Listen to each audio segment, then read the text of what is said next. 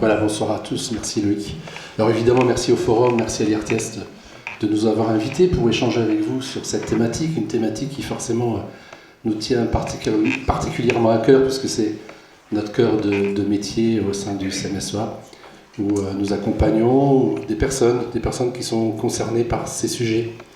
Puis pour moi, c'est un plaisir, parce que évidemment, je suis directeur aujourd'hui, mais j'ai été éducateur, et je connais bien cette salle, puisque j'y ai fait quelques passages. Les murs étaient un peu différents à l'époque, j'ai le souvenir d'une moquette orange, pour vous dire que ça date. Et puis je vois quelques visages dans la salle comme ça que je reconnais, c'est toujours plaisir, comme ça ça me rappelle des souvenirs. Quand on parle d'addiction, en général, on parle souvent de problématiques individuelles. On pense que c'est le problème d'une personne. Et ce que j'avais envie de dire en introduction, c'est que ce n'est pas la problématique d'une personne, c'est le problème d'une société. Quand on parle de la société, il y a un concept que j'aime particulièrement qui est celui de la société addictogène. La société addictogène, elle a été posée par 25 ans, à peu près il y a 25 ans, par le président de la Fédération Addiction qui s'appelait Jean-Pierre Coutron et puis qui a été repris par un sociologue qui s'est beaucoup intéressé aux questions de sociologie urbaine, qui est Michel Kokoreff. Et en fait, ce concept, il met en évidence quelque chose qui est évident quand on y pense, c'est-à-dire que la manière dont notre environnement social, économique et culturel favorise le développement des addictions. Il ne s'agit pas seulement de la disponibilité des substances, et Aurélien peut-être en parlera tout à l'heure, ou des comportements addictifs, des comportements individuels, mais d'un ensemble de mécanismes qui rendent les individus plus vulnérables à ces pratiques. Alors il y a pour moi deux approches par rapport à ça. Il y a d'abord que l'on est dans une société de l'excès, on est dans une société de l'immédiateté. Et notre époque, elle valorise la performance, elle valorise la rapidité, elle demande une intensité des expériences et l'accès immédiat à des gratifications, que ce soit dans les consommations de produits, dans les divertissements numériques, les achats compulsifs, les jeux d'argent, et on pourrait en citer beaucoup d'autres, favorise en fait une recherche constante de plaisir et de stimulation, et parfois au détriment d'un équilibre à long terme. Et Fred, qui interviendra tout à l'heure, reviendra sur cette question à un moment donné de comment on accompagne des gens pour leur permettre de retrouver une zone de confort. Alors l'hyperconnexion, la surconsommation. J'ai écouté ce matin à la radio la question de TikTok et des algorithmes des réseaux sociaux, le binge-watching sur les plateformes de streaming, la multiplication des sollicitations, voilà. Tous ces éléments qui favorisent en fait aujourd'hui une consommation effrénée qui est difficile lorsqu'on est vulnérable à réguler. L'accélération des rythmes de vie, surcharge professionnelle, pression sociale, injonction à la réussite, il y a des étudiants dans la salle. Le stress devient chronique, qui rend plus tentant les solutions immédiates pour tenir le coup. Caféine, quand c'est les produits les plus faciles et les plus courants. Alcool. Et puis, bien sûr, après, les psychostimulants. La normalisation des excès, le marketing, la culture populaire, qui valorise la consommation excessive, qu'il s'agisse des fêtes ou d'alcool, où l'alcool coule à flot, la glorification du hustle et du travail non-stop, ou encore la performance sportive poussée à l'extrême. Tous ces éléments-là, en fait, contribuent à un moment donné à pousser les personnes à aller chercher en dehors d'eux-mêmes, en dehors de leurs liens sociaux, quelque chose qui va leur permettre de tenir. Le deuxième point, et là, effectivement, ça correspond à une grande partie des personnes que l'on accompagne, c'est la question de la précarité, c'est la question de l'isolement et c'est la question de la perte de repères. Si la société, elle pousse à l'excès, elle génère aussi des situations de vulnérabilité, vous les connaissez bien, qui, eux, renforcent le risque d'addiction. L'isolement social. Dans une société où le lien social se fragilise, individualisation, éclatement des familles, précarisation des relations humaines, les conduites addictives peuvent devenir un refuge, une manière de combler un vide affectif ou de créer une appartenance. Exemple, l'alcool festif, les communautés en ligne. L'incertitude économique et sociale qui est bien présente dans l'actualité en ce moment. La précarité et l'instabilité professionnelle qui augmentent le stress, la détresse psychologique. Des facteurs connus pour favoriser l'usage de substances psychoactives comme moyen de soulagement. Nous intervenons aujourd'hui sur le secteur de la Moselle-Centre. Pourquoi ? Parce que des pharmacies nous ont alertés en disant qu'ils recevaient beaucoup de prescriptions de psychotropes, de neuroleptiques. Le manque de repères et d'alternatives. Face à un monde où les perspectives d'avenir sont parfois floues, anxiogènes, certains comportements addictifs vont offrir alors une forme de contrôle, une forme d'échappatoire. On l'a vu quand il y a eu le Covid.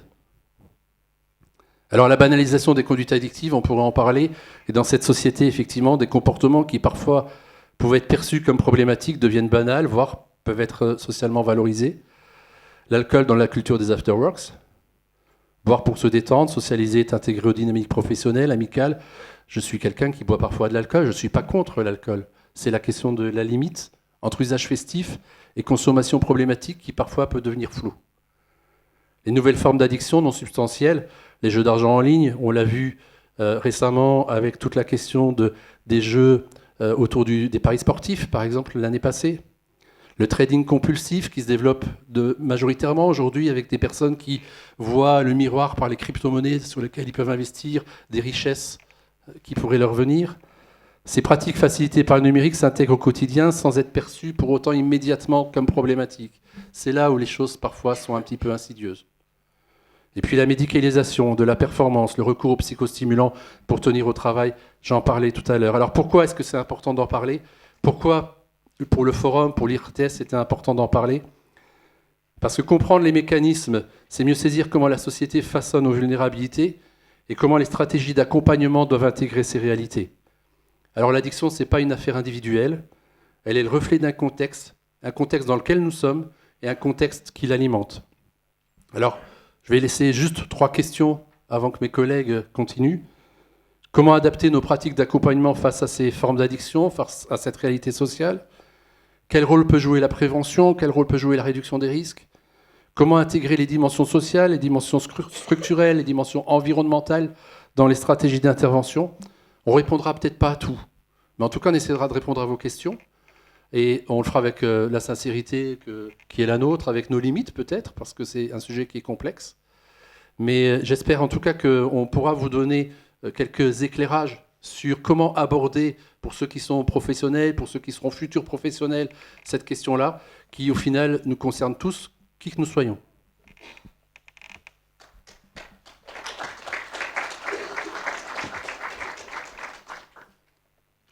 Bonsoir.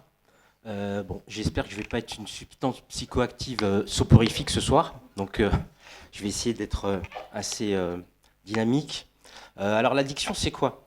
Certaines études ont montré récemment que certains cerveaux étaient, avaient une propension à être plus fragiles face aux addictions. Mais ce n'est pas uniquement ce paramètre-là qui va faire que les gens vont devenir addicts ou dépendants. On peut le résumer en le triptyque qu'avait développé le docteur Liebenstein, c'est la rencontre entre un individu, un produit et un produit dans un contexte. Alors, le produit, la substance, donc avec des profils de dangerosité qui peuvent être différents, des modes d'administration différents. On sait que certains produits, on les consomme en intraveineuse, on les consomme en sniff, on les fume, on les mange. La durée et la fréquence d'usage varient en fonction du rapport que les gens entretiennent au produit. La quantité absorbée aussi, en fonction de l'effet recherché. La pureté ou l'adultération.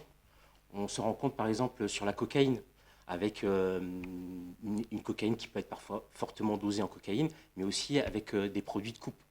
Produits de coupe qui peuvent être des produits comme le paracétamol et qui peuvent avoir aussi des effets délétères sur l'organisme. Et puis les interactions entre substances, parce qu'on peut rencontrer un certain nombre de polyconsommateurs, pour exemple, des gens qui peuvent être sous méthadone et qui, en consommant de l'alcool, ce mélange a un impact à la fois sur le risque que la personne encourt à faire une overdose parce qu'il y a une potentialisation en fait, de l'effet de la méthadone et aussi une réduction en fait, du temps d'efficacité du traitement. L'individu, il y a des facteurs biologiques, le sexe, le poids, l'hérédité. C'est des paramètres qui vont avoir une influence sur les effets et sur le rapport au produit. Les facteurs physiques, plus jeune, c'est pas le même impact que sur une personne âgée ou un état physique qui est déjà dégradé. Les facteurs psychiques et de développement, encore une fois, quelqu'un qui est en phase de développement, l'impact de la consommation ne va pas être le même. Les attitudes, les attentes face aux produits, et ça c'est quelque chose qui est très important. La fonction que l'individu recherche dans la consommation de produits, qui peut varier en fonction des contextes et des moments, de la trajectoire de vie, etc.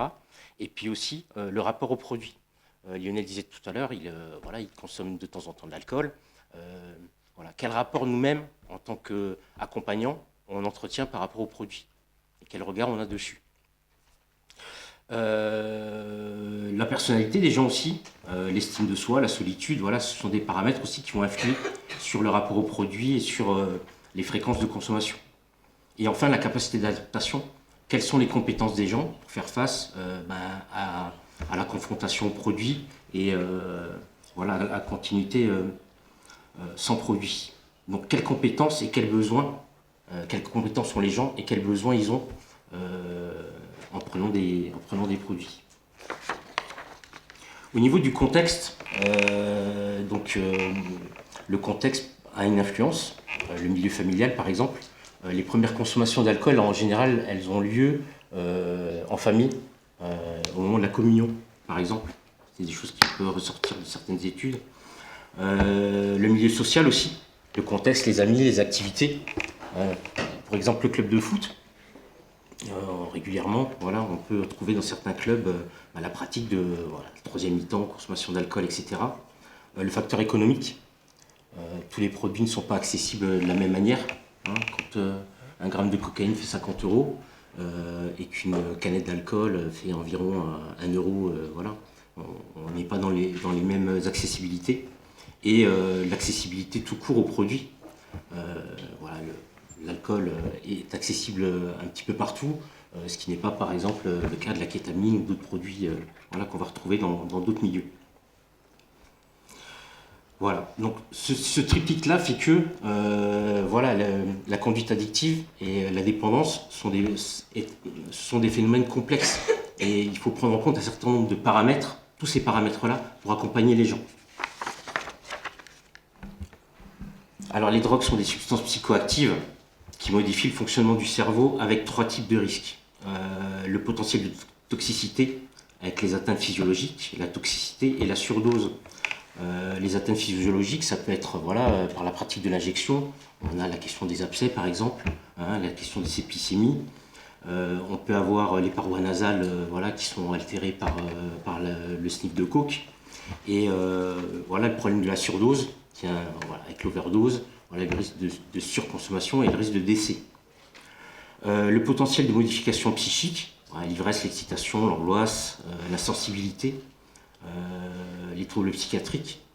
Par le passé, moi j'avais suivi quelqu'un qui était atteint d'un cancer et en fait il a commencé à ressentir les symptômes à partir du moment où il avait arrêté.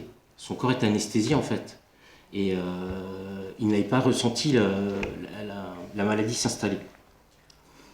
Le potentiel de risque addictif aussi. Donc le risque de dépendance physique et psychique. Tous les produits n'accrochent pas de la même manière, avec la même rapidité. Alors l'usage des substances, pourquoi faire? Moi, dans le dialogue avec les usagers, le premier truc c'est parce que c'est bon. Et là je vais parler de bénéfices en fait, hein, ou de fonctions positives. Les gens au départ, ils ne consomment pas parce qu'ils ont envie de se faire du mal, hein. Ils ont envie de trouver des fonctions positives. Alors il y a la notion de plaisir, hein, l'euphorie, le lien avec la fête, les sensations psychocorporelles, ce qu'on peut appeler la lune de miel un petit peu à un moment donné. C'est-à-dire voilà, la première rencontre avec le produit, c'est bien, et puis on va peut-être décider de consommer, de continuer à consommer. La question de la socialisation, entrer dans un groupe, une société, une contre-culture. C'était Howard Becker qui avait travaillé la question sur les processus de socialisation. Il avait travaillé sur les joueurs de jazz et les fumeurs de marijuana. Et puis voilà, sur la notion de la contre-culture, accepter de consommer, ça veut dire accepter aussi d'être des fois hors la loi, accepter d'adopter une culture un petit peu, voilà, se procurer du produit, il faut savoir le faire, consommer, il faut savoir le faire, il faut accepter une certaine pratique. Il faut accepter aussi, peut-être à un moment donné, de ne plus être dans le regard des personnes qui sont importantes pour nous. Et du coup, c'est l'ensemble de ces choix-là qui vont faire que la personne va rentrer un petit peu dans une carrière de consommation. et par la socialisation, va se retrouver dans une contre-culture, voilà, un groupe de consommateurs, voilà, ou alors voire même du deal. Hein. Rentrer dans le deal, par exemple, ça peut donner à quelqu'un une fonction positive très rapidement. Ça ne veut pas dire que c'est très constructif sur le long terme. La question du soulagement, hein, soulagement voilà, avec des propriétés médicinales, un apaisement du stress, de la déprime, une amélioration des performances ou d'autotraitement. Tous ces éléments-là, ils diffèrent entre la notion de plaisir et la notion de bien-être. Voilà, il y a cette notion de plaisir à très court terme, voilà, qui est très immédiat, et la notion de bien-être qu'on construit au fur et à mesure. Mais on n'est pas dans les mêmes stratégies. Alors, je vais essayer de ne pas vous assommer avec le cycle de la solitude, mais l'idée, voilà, c'est le cycle de la dépendance. Voilà. La personne a un problème, ça déclenche du stress, de l'anxiété, l'individu recherche une solution, et bien il consomme, voilà, de la drogue, ou il a une conduite addictive comportementale. L'effet du produit disparaît, il y a retour au problème d'origine, et il y a répétition des étapes précédentes, parce que la personne ne sait pas comment faire autrement. Et voilà, elle est dans un cercle un petit peu unique, voilà, de problèmes-réponses, et avec des conséquences sur le pouvoir de réflexion. Alors certains facteurs peuvent favoriser la perte de contrôle de ce cycle, il devient alors la seule réponse et crée de la souffrance. Les facteurs psychosociaux, la consommation comme outil d'adaptation à son environnement et aux problèmes rencontrés.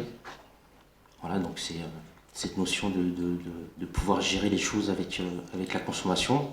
Les facteurs biologiques, la volonté d'augmenter le niveau de satisfaction, mais le plaisir tend à se réduire et le cycle tend à s'accélérer avec la perte de contrôle. C'est la notion de seuil de tolérance. Plus les gens consomment, plus les gens sont habitués, et plus ils vont avoir besoin de consommer pour atteindre le même effet. Mais le problème reste entier. Alors, le cycle de la solitude, plus on commence tôt, plus les risques et les dommages sont importants. Hein. Sur les conduites de l'excès, plus la consommation est massive et plus la prise de risque est importante, et plus la probabilité des dommages est élevée. Au niveau de la vulnérabilité, plus l'anxiété est importante, plus l'addiction devient un traitement. Et la marginalité, plus les liens sociaux sont précaires, plus l'isolement, exclusion, discrimination, moins il existe de ressources alternatives. Alors ça, c'est un petit pense-bête. Voilà les 5 C de l'addiction. On a la perte de contrôle des consommations. On a la question du craving. Le craving, c'est cette envie irrépressible qui va monter et que la personne ne va pas réussir à gérer, qui va faire que, voilà, de manière très compulsive, elle va consommer. L'activité compulsive, donc voilà, l'usage continu. Voilà, la personne n'arrête pas de consommer. Et ça en dépit des conséquences que en général les consommateurs les connaissent la plupart du temps très bien. Voilà. Mais la dépendance n'est pas irrémédiable. Sur les facteurs de protection, comment les prévenir? Il faut pouvoir développer les ressources alternatives pour jouir de la vie et répondre à ces problèmes, l'entourage, la vie sociale, la culture, la connaissance de soi. Il y avait une étude qui avait été menée dans les années 70 aux États-Unis qui s'appelait le Rat Park, qui avait été menée après la guerre du Vietnam pour étudier un petit peu les conséquences de l'héroïne, notamment auprès des anciens combattants. Il y avait une première phase d'étude qui avait montré qu'il y avait un phénomène de dépendance importante à l'héroïne. Et l'étude avait été poussée un petit peu plus loin avec une première phase avec des rats qui étaient mis dans un contexte plutôt pas très sympathique, quoi, en cage, pas d'interaction sociale, très peu d'activités, très peu d'interaction, et de l'héroïne à disposition dans de l'eau sucrée. Et du coup, la plupart des rats sont devenus dépendants. Et la deuxième phase, c'était mettre les rats dans un contexte de vie plutôt chaleureux, avec des jeux, avec des toboggans, avec des interactions sociales, avec de la sexualité, etc. Et de l'héroïne à disposition. Et la grande majorité des rats n'ont pas consommé. Il y a une très faible quantité, proportion des gens qui ont des rats qui sont mis à consommer l'héroïne mise à disposition. Donc voilà, on peut se dire que si on agit sur le contexte de vie, sur la qualité de vie des gens, on peut prévenir en quelque sorte l'usage des produits psychoactifs ou l'usage des addictions comportementales. Les interventions individuelles et sociales visant à renforcer la confiance en soi, aider à gérer les expériences, diminuer les risques, aider au choix de vie, promouvoir le lien social, améliorer les conditions de vie, prendre soin. C'est ce qu'on appelle communément les compétences psychosociales. Comment on les développe dès le plus jeune âge. Et puis comment on aide aussi les gens qu'on peut voir voilà, au XAPA, au CARU. Dans les services qu'on propose, on voit des gens qui sont en difficulté pour gérer ce type de... qui ont en tout cas besoin de monter en compétence sur ces compétences psychosociales parce qu'elles sont en difficulté avec ça. Alors, comment on fait avec tout ça? Alors en France, la dictologie, c'est une forme de réponse et elle se pratique en France en milieu hospitalier ou dans le secteur qu'on dit médico-social ou associatif. Et elle se fonde aujourd'hui sur une approche biopsychosociale. On l'a vu, il y a plein de paramètres et on essaie de prendre en compte tous ces paramètres-là face à ce phénomène complexe. Donc il existe plusieurs façons d'accompagner, d'appréhender les comportements addictifs. Il y a la question de la prévention. Plus tôt on intervient, mieux c'est. Donc nous on essaie par exemple d'intervenir dès l'école primaire sur le développement des compétences psychosociales. On intervient au collège, au lycée, on intervient au milieu professionnel. Donc voilà, plutôt on outille les gens en fait pour faire face aux consommations et trouver des alternatives aux pratiques addictives et mieux c'est. La question de la réduction des risques, elle est très importante, c'est une notion qui est née dans les années 80 avec le sida, avec la naissance des boutiques où on était sur une pratique qui était très axée sur l'accès au matériel, très axée sanitaire. Et on a continué à développer les choses et à se l'approprier dans plusieurs domaines. Donc en fait, c'est une pratique qui peut être utilisée aussi dans le soin. Comment on améliore la qualité de vie des gens et comment on évite qu'elle se dégrade quand les gens ont décidé de consommer ou qu'ils ne peuvent pas faire autrement à un moment donné particulier de leur trajectoire. Donc ça veut dire que on prend en compte là où ils en sont, quels besoins ils ont et comment on sécurise au fur et à mesure les choses pour qu'ils puissent petit à petit arriver à une démarche de soins et éventuellement à l'abstinence. C'est un bon moyen en fait transitoire pour ne pas être dans quelque chose de très violent et parfois pas possible à soutenir entre une consommation et une abstinence. Parce que les gens, comme je l'ai dit plus tôt, la consommation, c'est une solution. Et si on enlève la solution aux gens, je ne suis pas sûr qu'on résolve leurs problèmes s'ils n'ont pas trouvé d'alternative. Donc c'est quelque chose qui prend du temps, c'est quelque chose qu'il faut qu'ils expérimentent. Et voilà, travailler autour de la réduction des risques permet d'être sur une temporalité qui est adaptée aux gens. Et puis il y a la question des soins et de l'abstinence avec des outils qui sont dont on dispose, qui peuvent être les produits de substitution, qui peuvent être les sevrages, qui peuvent être les séjours thérapeutiques résidentiels. Quoi qu'il arrive, on essaie de viser l'abstinence. La différence qu'il va y avoir, c'est quel chemin les gens vont être en capacité de soutenir et de prendre. Et voilà, nous, en tant qu'accompagnants, on va les accompagner sur plein de paramètres de leur trajectoire. Voilà. La dictologie induit une approche transdisciplinaire. Et je dis transdisciplinaire parce que du coup, effectivement, travailleurs sociaux, infirmiers, médecins, pharmaciens, maîtresses de maison, usagers experts, chercheurs.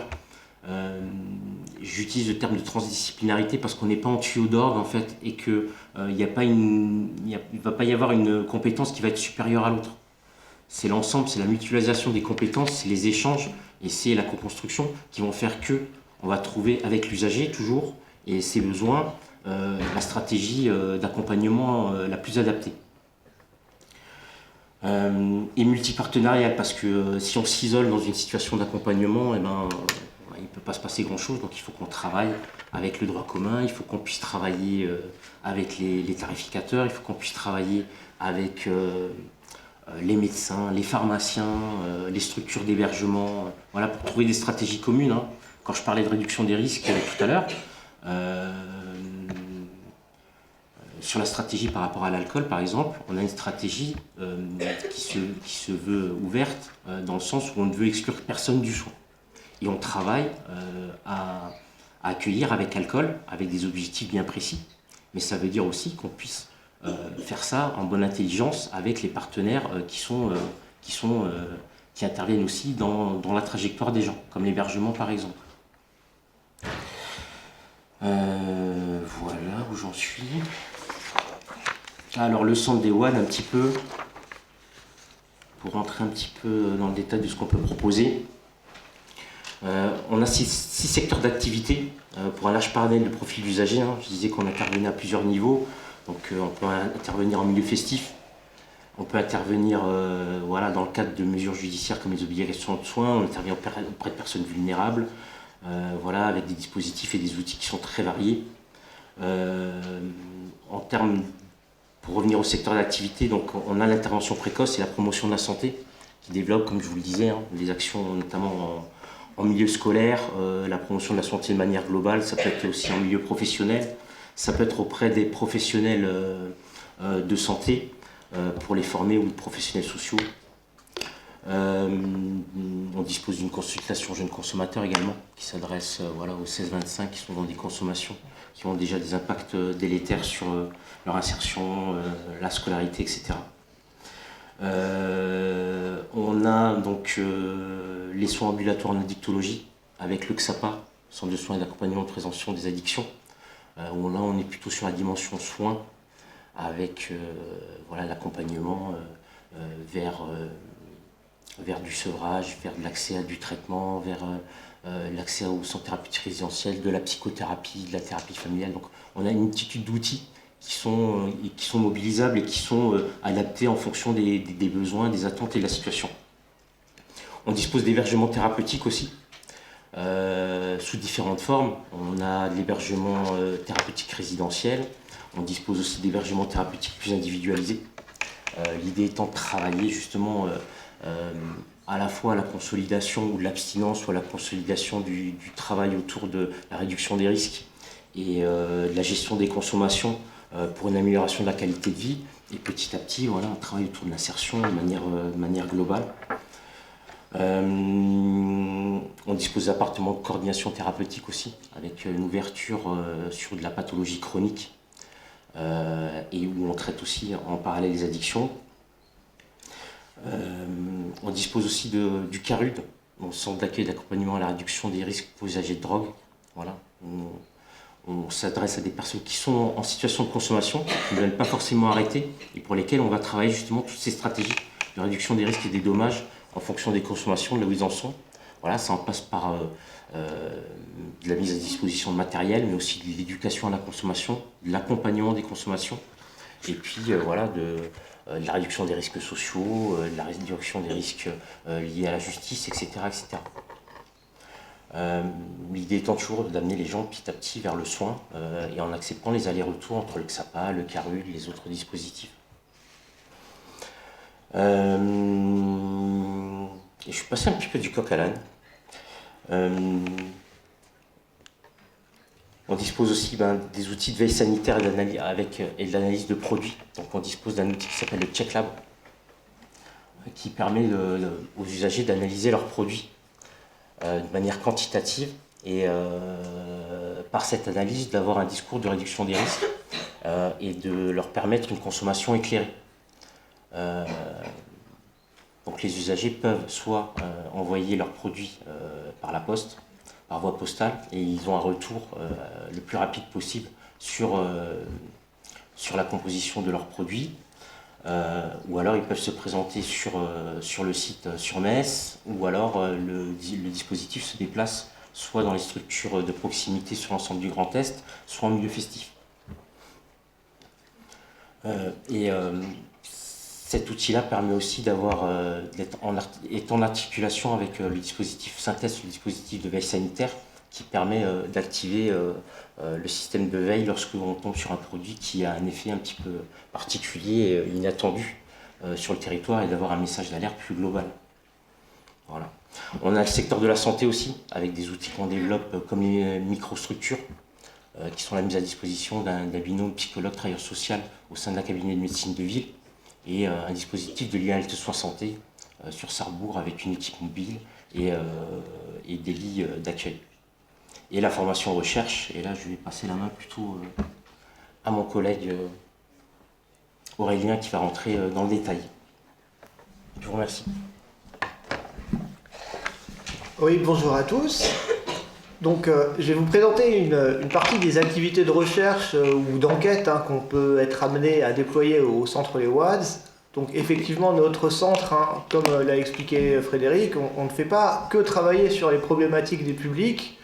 On est aussi amené à élaborer différents dispositifs d'enquête qui sont destinés à construire des connaissances et puis à faire de la recherche, mais aussi de la recherche à des fins pratiques, qui n'est pas vraiment de la recherche théorique. Donc, le milieu de la dictologie est chez nous un objet exploratoire. Donc, ce qui est intéressant au regard de l'outillage de notre centre de la dictologie, c'est qu'il est possible en fait d'extrapoler nos missions dans des visées de recherche pour mieux comprendre le monde de la drogue, les motivations des usagers, les produits qui circulent aussi, les tendances actuelles, notamment avec pour objectif d'améliorer nos pratiques de prévention et de réduction des risques. Alors comment on fait? En fait, on travaille principalement avec des méthodologies qui sont issues des sciences sociales. Donc moi, je suis sociologue, donc on travaille beaucoup avec des entretiens, des observations, des choses concrètes, des choses de terrain. Et donc effectivement, je suis plutôt rodé aux enquêtes qualitatives. Et puis en fait, en travaillant au centre Les Wads, j'ai accès un petit peu à un terrain d'enquête, à des réseaux, parce qu'on travaille aussi avec des partenaires. Tout ça, ça peut faciliter grandement le travail dès qu'il s'agit de réaliser des diagnostics. Donc je sais qu'il y a 2-3 sociologues dans la salle, donc on pose toujours la question de l'accès au terrain, en fait, ici, et donc voilà, en tant qu'ethnographe, ethnologue de formation, enfin, je me régale, parce qu'au quotidien, je vois des choses intéressantes à analyser, et puis sur lesquelles on peut travailler. Et puis on travaille aussi dans ces visées de recherche et d'enquête avec les institutions, comme l'Agence régionale de santé, ou l'Observatoire français des drogues et des toxicomanies. Et puis actuellement, on cherche encore à développer cette recherche avec des dispositifs universitaires ou académiques. Et puis donc à ce sujet, s'il y a des personnes qui sont intéressées pour collaborer avec nous dans la salle, on est très intéressés. Donc sur quoi on travaille, sur quoi on se base, quelles sont les thématiques de nos recherches. Donc globalement, on peut réduire un petit peu le secteur à 3 fondements. Donc d'une part, on a l'idée avant tout de vouloir saisir la perspective des usagers de drogue, dans le sens où il est fondamental d'intégrer nos publics, il est fondamental d'intégrer les usagers et de mieux comprendre leurs motifs, leurs pratiques ou encore leur parcours. Ça peut aussi s'extrapoler aux perspectives des professionnels, donc interroger les professionnels, leurs difficultés, et puis aussi les proches, les familles, les parents. Et donc l'idée, c'est de dire que la dictologie, elle ne doit pas venir uniquement d'un discours qu'on va dire expert ou médical, mais qui doit aussi prendre les remontées des personnes qui sont les plus concernées, donc donner la voix aux usagers. Et donc à travers les dispositifs de recherche que je vais vous présenter, où je vais vous donner quelques exemples, donc on essaye de remonter la parole des usagers. Donc le second point, c'est aussi l'idée d'interroger les préjugés ou encore les représentations sociales qui sont liées aux usages et aux produits. Donc vous n'êtes pas sans savoir que la drogue, c'est lieu de beaucoup de fantasmagories, de beaucoup de clivages. Et effectivement, il y a des gens qui n'ont jamais essayé et qui peuvent aussi finalement ne pas forcément penser comme les usagers, et donc ça peut donner quand même certaines distorsions. Et puis le dernier point, c'est de chercher à comprendre les évolutions et les tendances sur les consommations, sur les profils, sur les contextes. Et je vais y venir plus précisément d'ici quelques secondes. Alors on a quelques illustrations d'enquêtes typiques qu'on peut mener. Donc, j'en étais où que vous suivez?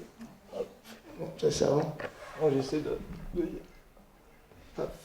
Un peu plus tôt. Donc voilà, des illustrations. Donc en fait, trois illustrations. Donc on a développé une recherche à action sur la thématique du handicap mental et des addictions récemment, qui consistait à interroger les carences en termes de prise en charge et d'accompagnement des personnes en situation de handicap mental dans les établissements médico-sociaux. Donc pour ensuite, à la suite de ce diagnostic, proposer des outils comme des formations afin de lever une partie des obstacles rencontrés par les professionnels au cours des accompagnements. Donc ça, j'en parle pas trop ici parce qu'on n'est pas forcément sur les questions de produits. Donc Loïc m'a dit aussi d'orienter les choses sur les produits et les tendances, donc j'y viendrai plus tard. Donc on a pu aussi mener une enquête sur la cocaïne. Donc c'était un dispositif original, justement en partenariat avec le Check Labs, donc sur lequel j'aurai peut-être l'occasion de revenir si on a suffisamment de temps dans cette intervention. Mais l'idée, elle consistait vulgairement d'une manière un peu expérimentale, hein, parce qu'on a lié un peu perspective un chimiste et un sociologue, de se servir de notre centre d'analyse de Check Labs afin d'effectuer, en fait c'était une sorte de test à l'aveugle des consommateurs. Donc on a pris une 50aine de consommateurs qui avaient consommé de la cocaïne, ils nous l'ont ramené, on leur a demandé d'évaluer le produit. Est-ce qu'il est bon, est-ce qu'il est mauvais, est-ce qu'il est moyen? Selon vous, il est à combien de pourcentage de pureté, si vous voulez? Ça, j'y reviendrai plus tard. Et puis en fait, on s'est rendu compte quand même que il y a une majorité des utilisateurs, près de 2/3, qui évaluaient mal leur produit. C'est-à-dire qu'ils pouvaient avoir une cocaïne à 85% de pureté, mais ils la trouvaient pas terrible. Alors ça peut s'expliquer par plusieurs hypothèses. Hein, Fred a parlé des produits de coupe tout à l'heure. Donc là, dans le cas de la cocaïne, alors ça serait pas sur du paracétamol, mais sur du lévamisole par exemple, qui est un vermifuge pour chat. Hein, que le lévamisole est souvent coupé la cocaïne est parfois coupée avec du lévamisole qui va potentialiser l'effet dopaminique du produit. Donc ça va donner encore un petit peu plus de plaisir. Et donc vous avez des utilisateurs de coke qui préfèrent finalement de la coke coupée au lévamisole. Enfin voilà, ça peut rester une hypothèse. Et puis donc au niveau des dispositifs d'enquête, donc une autre illustration, c'est le dispositif Trend vis-à-vis duquel le centre des WADS CMSEA conventionne avec l'Observatoire français des drogues et des toxicomanies. Et puis c'est en partie avec ces travaux, mais aussi sur d'autres lectures que je peux mener en tant que coordinateur du dispositif en Lorraine, que je vais vous présenter quelques tendances sur le monde de la drogue et des produits. Alors Trend, qu'est-ce que c'est ? Trend, c'est un observatoire national qui est divisé en 9 coordinations régionales dans toute la France. Alors ces objectifs partent du principe que les individus ont toujours utilisé des substances psychoactives de tout temps, mais qu'il est quand même important de bien considérer que les façons de consommer, les modalités, que les produits, que les façons de trafiquer la drogue, toutes ces choses-là, elles sont en perpétuelle évolution. En gros, on ne se drogue pas pareil en 2025 qu'en 1980 ou qu'en 1900 ou qu'en 1700, si vous voulez. Mais on se drogue quand même, quoi. Donc, en fait, l'idée, voilà. Donc, ça fait... ce dispositif-là, il permet de mesurer principalement avec des méthodes qualitatives l'apparition de nouvelles consommations, l'implantation de phénomènes inquiétants comme le crack, j'y reviendrai, et puis toute cette dynamique qui tourne donc autour des usages.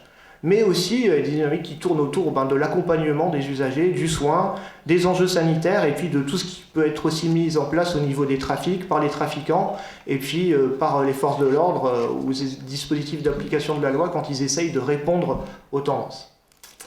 Donc l'intérêt de Trend, il est à la fois informatif, parce qu'on peut se saisir aussi a posteriori des savoirs, à savoir qu'on produit tous les ans un rapport, et puis qu'il peut arriver que dans le rapport 2022, on ait des conclusions qui sont proches du rapport 2021. Mais par contre, quand on regarde 2018 versus 2023, là, on voit tout de suite, c'est beaucoup plus pertinent. Dès qu'il y a 3, 4, 5 ans d'écart, on voit arriver des choses. Alors d'une part, ça permet de voir ça dans le temps, mais aussi ça permet aussi de comparer les choses dans les régions aussi. Parce que je veux dire, sur le Grand Est, par exemple, on est assez proche du Benelux, où il y a beaucoup de circulation, beaucoup de trafic de drogue qui tourne. L'A31, c'est une autoroute qui est beaucoup fréquentée, sur laquelle on intercepte beaucoup de choses. On pourra y revenir si vous voulez.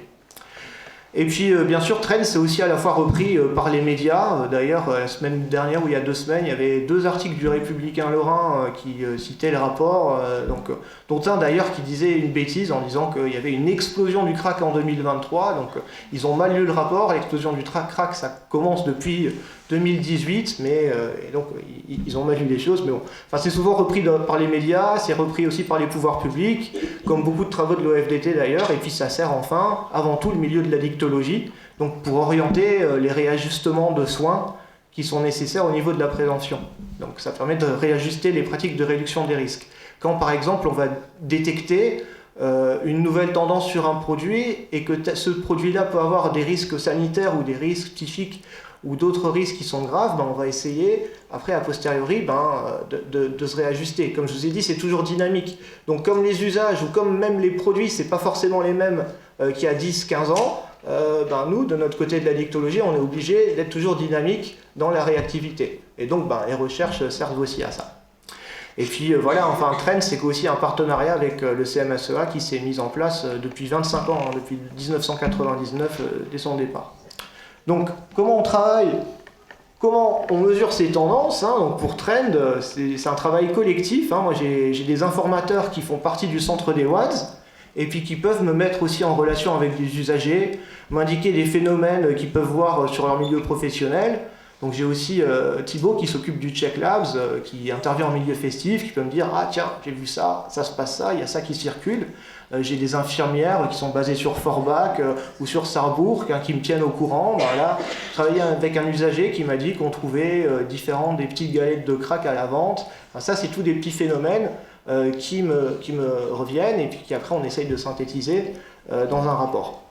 Donc ensuite, bon, je passe sur le niveau méthodologique, on est sur un principe un peu de triangulation des données, donc on ne fait pas de la science dure, hein, on est sur des tendances, hein, ce n'est pas des choses purement exhaustives qui sont mesurées qualitativement, mais par contre, quand on affirme quelque chose d'entraîne dans le rapport, ça a été corroboré par plusieurs sources, hein, 1, 2, 3, c'est pas, on a un discours et on le monte en généralité, hein, non, on part avec des choses qui sont un petit peu sérieuses, quoi.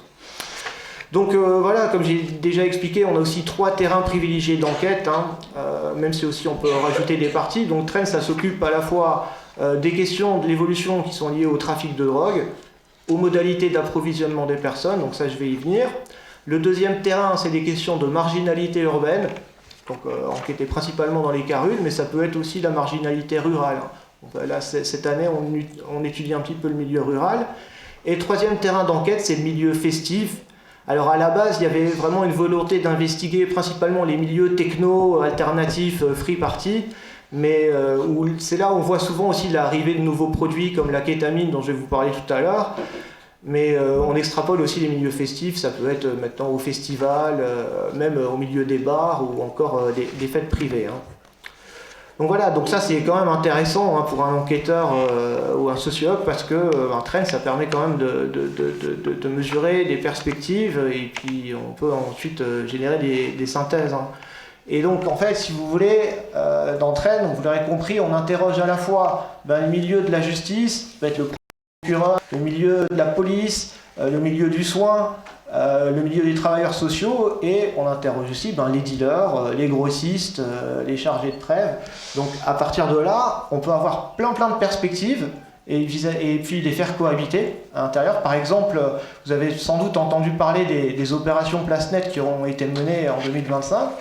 Quand on interroge différentes personnes, donc quand on interroge le procureur sur les opérations PlaceNet, il va vous dire PlaceNet, vous pensez... c'est fait pourquoi? Pour lutter contre le trafic de drogue. En fait, il va changer de discours, il va dire non, c'est plus quelque chose qui est fait dans le cadre d'une politique de la ville, qui est un petit peu plus là pour rassurer le quartier, pour faire en sorte que la maman qui rentre, elle fasse pas tout le temps face à quelqu'un qui a une cagoule dans la cité. Et à côté de ça, si on interroge les chargés de prévention sur PlaceNet, ils vont dire ah ouais, non mais en fait ça n'a rien fait. Et d'autre côté, si on interroge des usagers, ils vont dire « Ah, ça a quand même généré une petite pénurie chez moi, et puis j'ai quand même dû un petit peu diminuer ma conso. » Donc, il y a des choses qui sont... Donc voilà, c'était pour donner un exemple, hein, on parle tant de PlaceNet, de l'idée de faire dialoguer les perspectives. Donc voilà, hein, pour la présentation du dispositif. Maintenant, je vais vous parler un petit peu des tendances, hein. Donc je vais faire une première partie sur le contexte global, après j'en ferai une sur les produits. Je bois un petit coup d'eau parce que ça me sèche la gorge. Donc, d'une part, sur le contexte global, alors il faut comprendre que les évolutions en termes d'offres de drogue et de trafic de drogue, elles s'inscrivent dans un contexte international qui est marqué par des niveaux de production qui sont en forte augmentation ces dernières années. Donc, quand même, il y a de plus en plus de drogues qui sont produites à l'échelle mondiale. Donc, on observe aussi une lisibilité des trafics et de la morphologie des trafics qui sont de plus en plus complexes à saisir au niveau des forces de l'ordre. Alors, c'est quoi la lisibilité des trafics? C'est la façon d'acheminer les produits, c'est la façon de les distribuer, c'est la façon de les vendre. Donc tout ça, c'est un petit peu de moins en moins lisible pour les enquêteurs, c'est-à-dire que on met de plus en plus de prévisibilité, de rationalisation, et donc quand ils essayent un petit peu de comprendre les logiques des réseaux, c'est un petit peu compliqué, et j'en profite encore pour dire, ne serait-ce qu'au niveau structurel, la lutte contre la drogue au niveau judiciaire, c'est 1,5 milliard. Les bénéfices des trafiquants, c'est 12, 13, 15 milliards, si vous voulez. Donc déjà, ça ne lutte pas forcément à armes égales. Et puis donc, en termes d'organisation des trafics de drogue, donc pour ceux qui connaissent un peu Max Weber, on est vraiment dans la notion de rationalisation. Voilà, j'avais donné il n'y a pas longtemps un cours de sociologie des organisations et du management en prenant pour modèle justement un point de deal.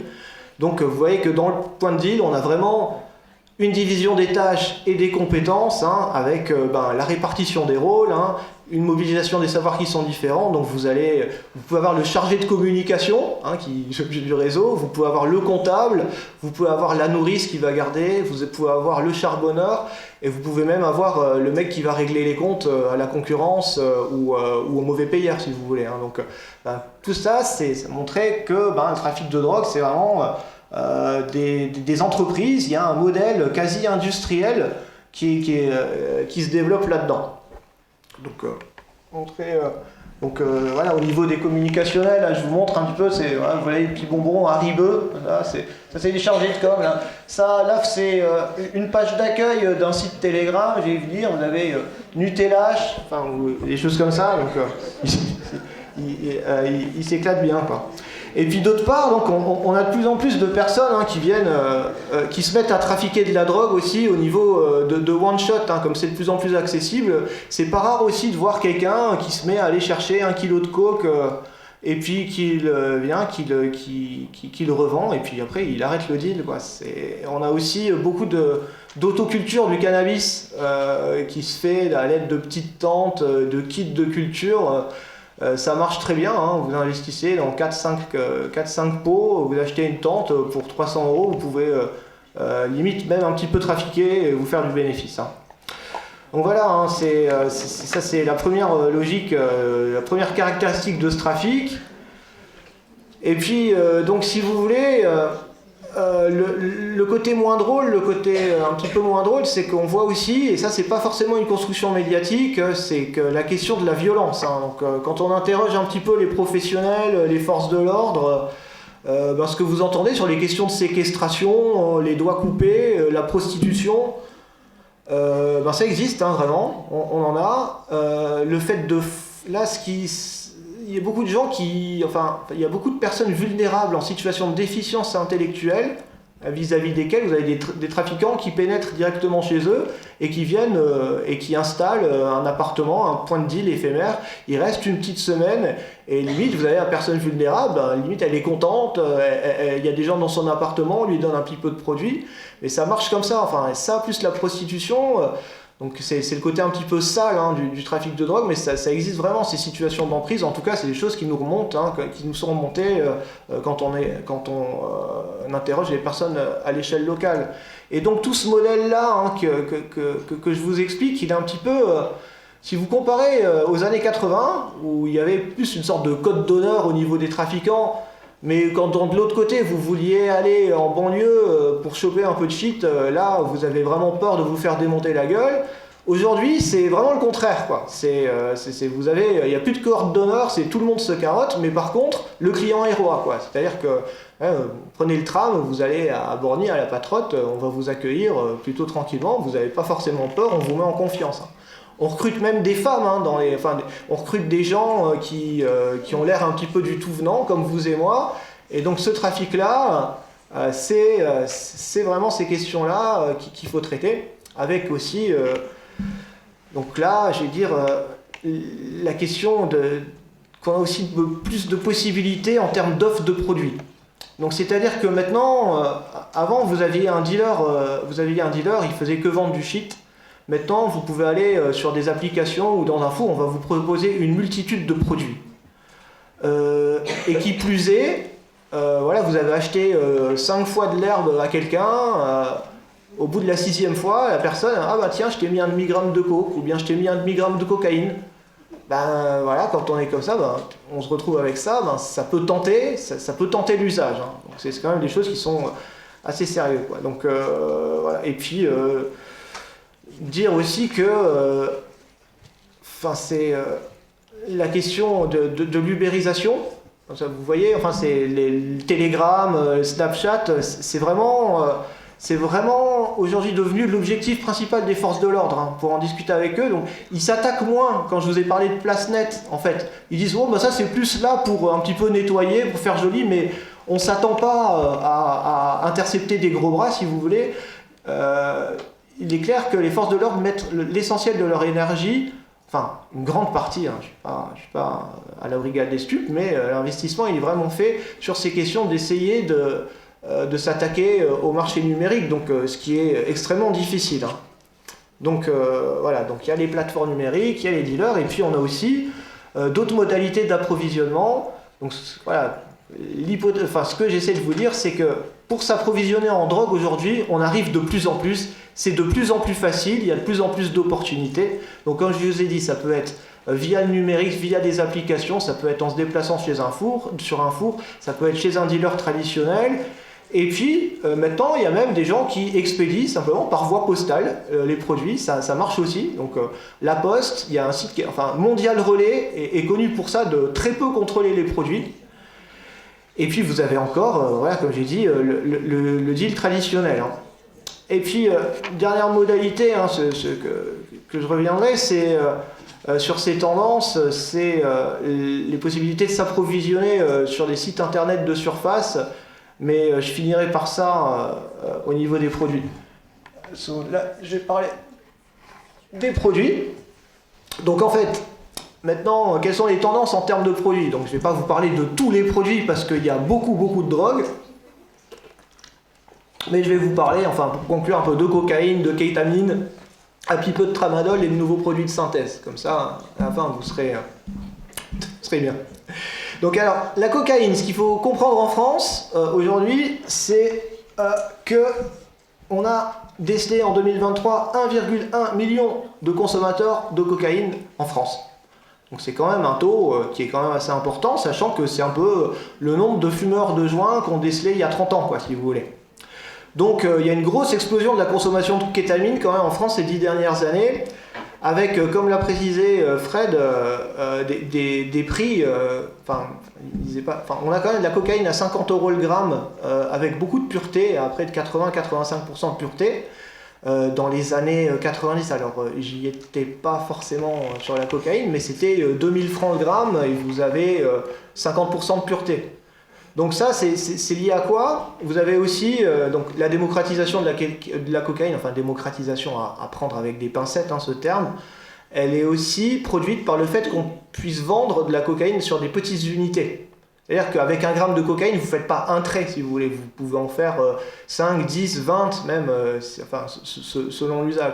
Donc en fait, ça peut se vendre aussi, on vend aussi des 10 € de cocaïne, on vend aussi des 20 € de cocaïne, et c'est en partie aussi pour ça qu'on retrouve pas mal de cocaïne dans les questions de marginalité urbaine, sur les questions du crack. J'y reviendrai. Mais donc cette expansion de la cocaïne, elle est liée à quoi? En fait, je vais parler de phénomène international, c'est pas n'importe quoi, c'est que à partir de 2015-2016, en fait, vous aviez tous les pays d'Amérique du Sud qui sont producteurs de cocaïne, donc Bolivie, Pérou, Colombie, qui avaient plutôt l'habitude d'acheminer les choses vers les États-Unis. Mais là, en fait, le marché est un petit peu saturé parce qu'à la même période aux États-Unis, qu'est-ce que vous voyez? Vous avez l'apparition, si vous avez regardé un peu les séries Netflix, vous avez l'apparition de l'oxycodone. Si vous voulez. Enfin, là, on a de plus en plus d'oxycodone, on a de plus en plus de fentanyl. Et donc, en fait, là où les précaires américains, qui étaient généralement sur le crack, ils vont se déporter sur les opioïdes, si vous voulez. Ça veut pas dire qu'il n'y a pas de consommateurs de cocaïne aux États-Unis, ça veut pas dire qu'on ne vend pas de cocaïne aux États-Unis et qu'ils n'en exportent pas, mais ça veut dire qu'il y a eu une espèce de saturation du marché. Donc en fait, ils se sont mis à exporter le produit de plus en plus en Europe. Et donc quand ils en ont exporté plus, c'est devenu moins cher, c'est devenu plus disponible. Et puis vous ajoutez à ça, en fait, des représentations sociales sur le produit qui sont un petit peu plus positives. Si vous regardez, je vous parle de Netflix, mais vous n'êtes pas sans savoir, souvent, des fois, on peut voir une série Netflix où le héros, il se tire un rail de coke, mais en fait... En même temps, il a l'air très sympa, cet héros, tu vois, je prendrais bien sa vie, il a l'air cool. Mais des fois, on voit un rail de cocaïne comme s'il prenait une crêpe au Nutella au petit déjeuner. Et donc ça participe aussi un petit peu à la banalisation.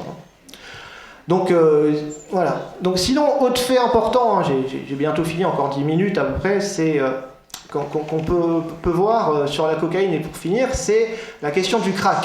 Donc c'est l'usage, ce qu'on appelle la cocaïne basée. Et donc ça, on le voit de plus en plus dans le phénomène de la marginalité urbaine, et le crack qui substitue de plus en plus à l'héroïne. Alors pourquoi? Donc je reviens, je fais des cours de géopolitique internationale, mais vous avez eu la crise en Afghanistan, enfin il y a toujours la crise en Afghanistan, mais vous avez eu les talibans qui sont arrivés. Donc les talibans, ils ont beaucoup travaillé sur le fait qu'on produise moins d'opium dans le pays, forcément c'est un peu pas trop dans leur trip. Et du coup, il y a une baisse de la production d'opium qui est la matière première de l'héroïne, et donc on constate, et ça se voit même sur les analyses du Check-Lab, ce qu'on veut faire, on constate non pas la disparition de l'héroïne, mais une baisse globale de la qualité. C'est-à-dire que maintenant, ce que notre chimiste a analysé cette dernière année, c'est la moyenne, elle est à moins de 4% l'héroïne, alors que d'habitude ça tourne plus au niveau des 12%. Et donc ça pose aussi des problèmes pour les consommateurs d'héroïne, de risque d'overdose, qui sont habitués à de l'héro à 4%, si d'un coup ils tombent sur de l'héro à 20%, ça peut être problématique. Mais bref, de toute façon, on a de moins en moins d'héroïne. Pourquoi aussi? Parce que l'accès à la méthadone, au traitement de substitution aussi, ça marche. Ça matche bien, donc c'est de plus en plus accessible. Même si on a aussi des problèmes de médecins prescripteurs qui sont de plus en plus prégnants, notamment avec la crise du milieu médical. Mais donc vous ajoutez ça, et puis vous ajoutez à ça la disponibilité de la cocaïne, qui est aussi plus accessible et moins chère. Donc vous avez les usagers, donc ils vont pas la sniffer la cocaïne, parce qu'à un moment, ils la sniffent, c'est vite parti. Ce qu'ils vont faire, ils vont la transformer en crack avec de l'ammoniac ou du bicarbonate, ils vont faire une petite galette. Et là, le problème là, c'est que qu'ils prenaient du crack comparé à un trait de cocaïne, enfin on raconte, c'est 5-10 fois plus puissant, et donc 5-10 fois plus addictif. Et ça pose un peu en termes d'état corporel, plus ou moins comme l'héroïne. Donc vous rajoutez à ça le fait qu'ils sont déjà sous méthadone. Donc voilà, faut savoir que dans les milieux des carues de la précarité, et notamment ça se retrouve aussi dans le milieu rural. Vous savez, les envoyés spéciales en Meuse avec la crise de l'héroïne, en fait c'est j'allais dire un gros mot, mais pour de vrai, en fait, là, moi je contacte les carus de meusiens, ils me disent non, il y a de moins en moins d'héroïne, ils sont à 80% passés à la cocaïne basée.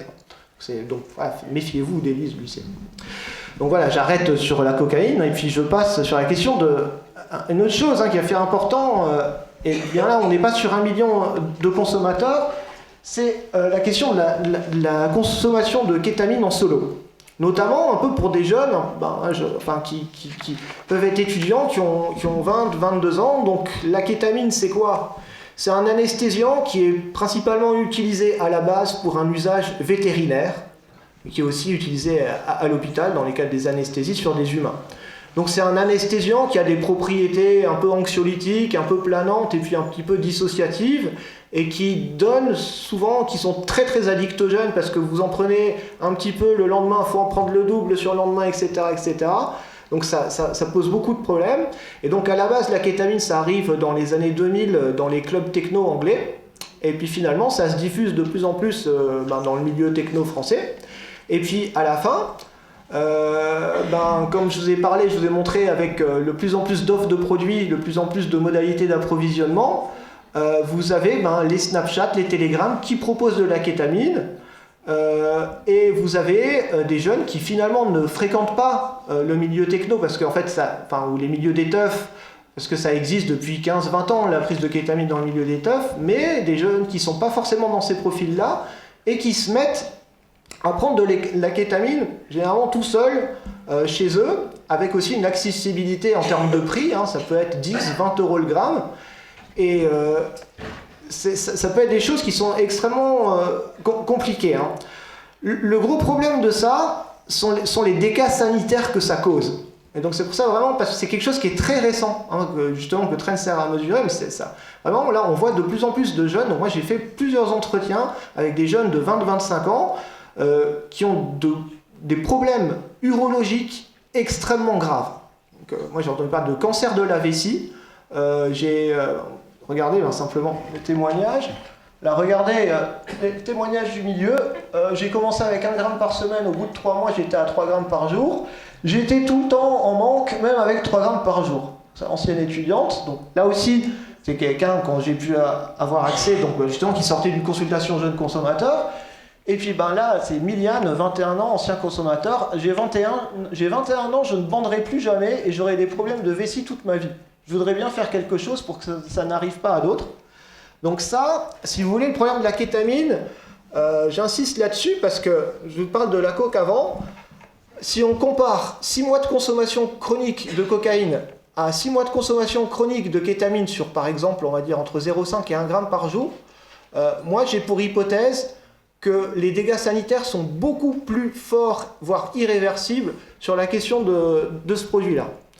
Donc, et puis quand on observe aussi, quand on interroge un petit peu ces jeunes-là, on se rend compte aussi, donc je parle des jeunes hors du milieu festif, enfin bon, après j'en tire pas des généralités avec 5 entretiens, mais en fait, effectivement, quand on leur parle, ben, moi je suis dépressif, pour de vrai, hein, c'est pas je me déclare HP ou machin, non, c'est un vrai dépressif. Moi j'ai des troubles borderline. Et donc en fait ça explique quelque chose, c'est que aussi c'est en même temps la kétamine c'est utilisé comme un médicament en psychiatrie de plus en plus actuellement et ça marche, ça a des effets avérés sur la dépression. Sauf que là, ces jeunes-là, ils ne sont pas encadrés par un psychiatre et donc ils sont dans le cycle de l'addiction que Fred a bien décrit précédemment. Et donc, comme vous voyez, j'étais à 1 gramme tous les 3 par semaine, et je finis à 3 grammes par jour, et en plus je suis en manque. Donc voilà, donc y a ces questions-là, et puis bon voilà, si vous voulez aussi comprendre les dangers de la kétamine, ben, vous avez qu'à observer Elon Musk, voilà, qui est le consommateur le plus connu du monde de ce produit. Et donc voilà, rien qu'en regardant Elon Musk, on peut avoir une idée des dégâts que ça peut causer, déjà ça, mais lui il a une consommation encadrée si vous voulez. Voilà, donc je termine par la question des produits de synthèse. Donc les produits de synthèse, c'est quoi? Ce sont des... en fait, il y a plein de molécules chimiques qui ont des produits, qui ont des propriétés psychoactives. On les compte par centaines. Et ça se diffuse aussi de plus en plus. Alors à la base, souvent dans le milieu techno, si vous voulez, comme je disais précédemment, on peut trouver les substances psychoactives sur le web de surface, sur Internet assez facilement, avec une livraison en quelques jours et des produits qui peuvent être extrêmement forts et qui peuvent avoir des propriétés assez stupéfiantes. Donc c'est ça les nouveaux produits de synthèse. Et puis donc ces produits-là, c'est des molécules qui sont produites dans les laboratoires, dans des laboratoires clandestins généralement, en Chine aussi, qui n'ont pas toujours des statuts juridiques qui sont mis à l'heure. Alors l'exemple, c'est par exemple la 3-MMC. Donc il y a un célèbre humoriste qui s'est fait arrêter, qui a fait un peu un carnage avec la 3-MMC, je ne vais pas le citer. Mais donc voilà, ça s'utilise à la fois dans un contexte festif et puis aussi dans un contexte sexuel, de chemsex, donc ça rend plus empathogène, on tient plus longtemps, ça fait plus performer. Et la 3-MMC, en fait, elle était disponible sur ce qu'on appelle des sites de research clinical, mais qui ensuite a été interdite en Hollande, parce qu'elle est produite en Hollande, donc en Hollande, on interdit le produit, mais qu'est-ce qu'on fait? On crée tout de suite d'autres choses, donc on crée de la 2-MMC, on crée de la NEP, on crée des catinones. Donc ça, ce sont des nouveaux produits de synthèse. Un autre exemple de produit de synthèse, c'est par exemple, tout le monde connaît le LSD, par exemple, donc c'est pas un produit de synthèse, en fait. Les laboratoires, des petits malins, ils ont imité la molécule du LSD. Donc vous avez quelque chose qui s'appelle le 1CP-LSD, le 1P-LSD ou le 1V-LSD, donc qui n'est pas du LSD. Donc quand vous baladez, alors jusqu'en 2020, vous pouviez vous balader en France avec du 1CP-LSD, maintenant ça a été interdit. Mais en fait, c'est pas du LSD, mais une fois que vous l'ingérez, ça se transforme en LSD dans votre corps. Et donc... il y a même des usagers qui déclarent préférer ces choses-là. Donc en fait, tout ça, ça se trouve sur des sites qu'on appelle des sites de research clinical. Alors pourquoi research clinical? C'est ça. Site de research clinical. Donc pourquoi? Parce que en fait, quand vous recevez les produits, c'est marqué not for human consumption. En fait, pas pour la consommation humaine.